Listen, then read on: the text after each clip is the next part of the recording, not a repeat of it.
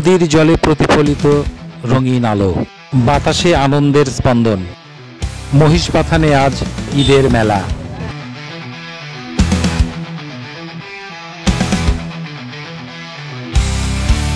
মানুষের কোলাহল, নৌকার ভিড় আর রঙিন বাতাসে হাওয়াই মিঠাইয়ের গন্ধ।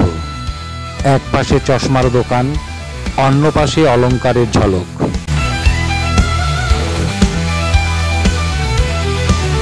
কেউ ফুচকার মশলাদার স্বাদে মগ্ন, কেউ বা কাগজের ফুল হাতে নিয়ে স্মৃতিতে বাঁধছে আনন্দ। নদীর মাঝে দোকান আর নৌকার ঢেউয়ে খেলে সূর্যের আলো। বাতাসে উড়ছে চিপসের খালি প্যাকেট, আইসক্রিম হাতে মানুষের হাসি ছুঁয়ে যাচ্ছে সময়কে। মেলার প্রতিটি আনন্দকে সুরক্ষিত রাখতে আছে প্রশাসনের চোখ।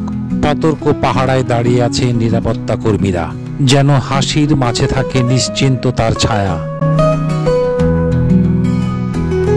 এই মেলা শুধু উৎসব নয়, এ এক সময়ের বাঁধন।